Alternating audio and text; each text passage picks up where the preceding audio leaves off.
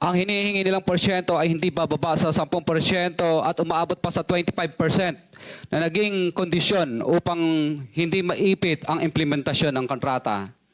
Ito ay binibigay namin sa kanila ng cash. Ang bawat transaksyon ay may karampatang voucher at ledger na nagsasaad ng mga araw at kung kailan nila ito natanggap.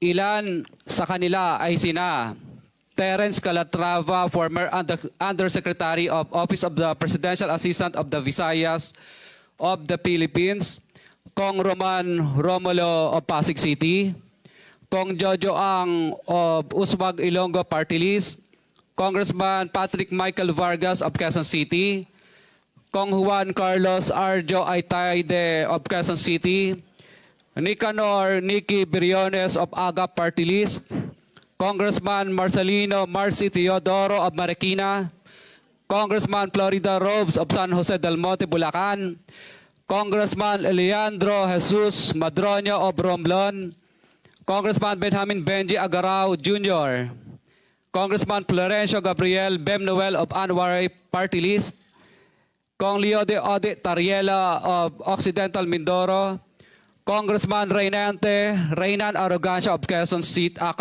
Province, Kong Marvin Rillo of Quezon City, Kong Teodoro Haresco of Aklan, Kong Antonieta Yudela of Zamboanga, Sibugay, Kong Dean Asisio of Caloocan, Kong Marivic Pilar of Quezon City.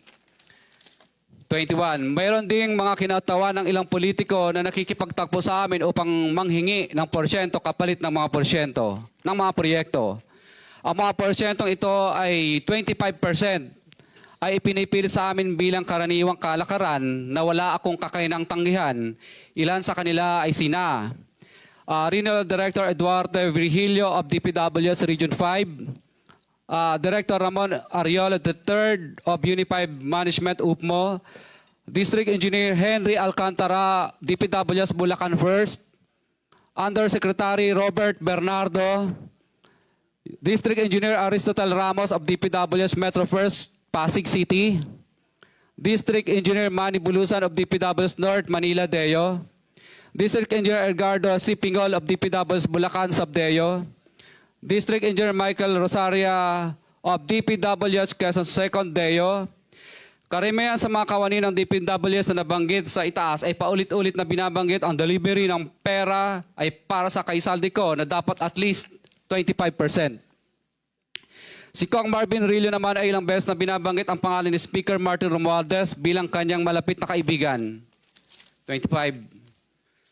Sa tuwing umiinom kami sa Wine Story, sa BGC at sa Shangri-La Mall, sinasabi pa ni Kong Rillo na lahat ng kanyang request para sa pondo ay galing pa mismo sa unprogrammed funds at insertion na inaaprubahan ni Speaker. Ang tao ni Marvin Rillo na si Bogs Magalong ang pumupunta sa amin para kunin ang pera sa aming opisina o sa Wine Story. Si Kong Jojo Ang naman, lagi ring binabanggit sa lahat ng project sa kanya ay papondo ni Speaker at ni Saldico.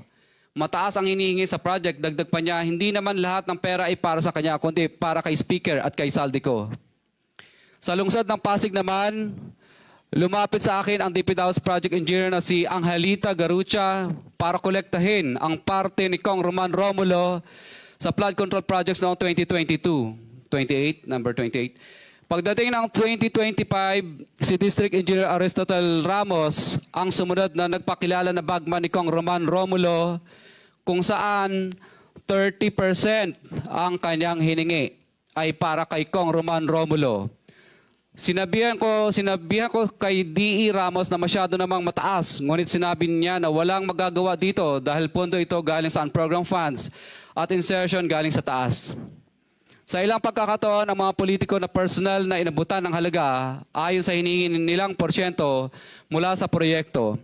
Ang pagbabayad na ito ay hindi naman kagustuhan kundi isang hakbang na ginawa namin dahil sa matinding panggigipit.